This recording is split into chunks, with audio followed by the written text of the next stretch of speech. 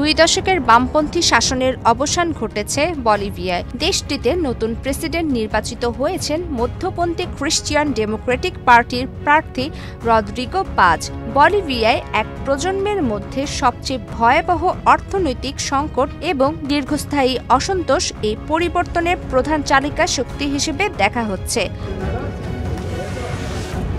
বলিভিয়ার supreme electoral tribunal জানিয়েছে 97% vote গণনার পর দ্বিতীয় দফা বা রান অফ নির্বাচনে পাজ পেয়েছেন 54.5% ভোট, আর সাবেক অন্তর্বর্তীকালীন রক্ষণশীল প্রেসিডেন্ট হোর্হে তুতো কিরোগা পেয়েছেন 45.4% ভোট। রোববার অনুষ্ঠিত এই নির্বাচনে প্রায় 80 লাখ ভোটার তাদের ভোটাধিকার প্রয়োগ করেন।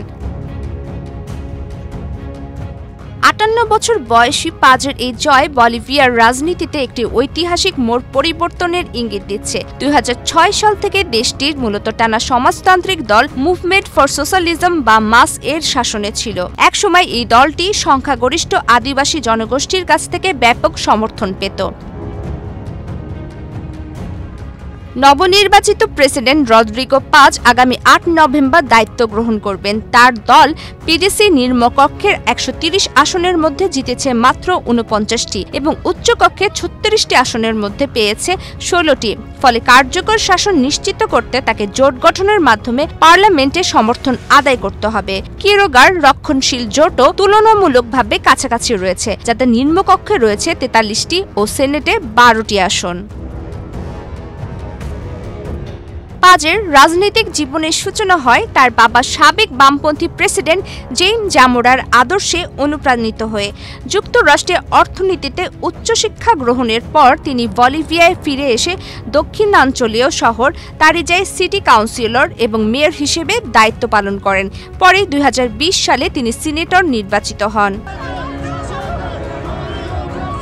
পাজ প্রতিশ্রুতি দিয়েছেন সবার জন্য পুঁজিবাদ চালু করার, যেখানে থাকবে কর ও শুল্ক হ্রাস, অর্থনৈতিক বিকেন্দ্রীকরণ এবং বেসরকারি খাতের নেতৃত্বে উন্নয়ন।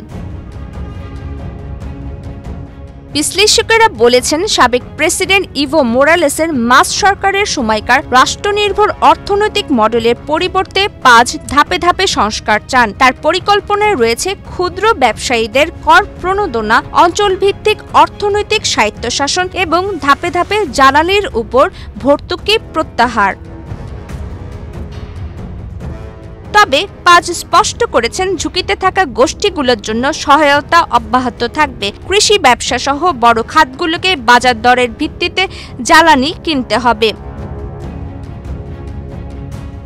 রান অফের আগে উভয় প্রার্থী যুক্তরাষ্ট্রের সঙ্গে সম্পর্ক উন্নয়নের কথা বলেছেন। মার্কিন পররাষ্ট্রমন্ত্রী মার্কো রুবিও কয়েকদিন আগে বলেছেন, কয়েক দশক ধরে যুক্তরাষ্ট্র বিরোধী নেতৃত্বের পর বলিভিয়ায় 2 প্রেসিডেন্ট প্রার্থী ওয়াশিংটনের সঙ্গে মজবুত ভালো সম্পর্ক গড়তে চাইছে।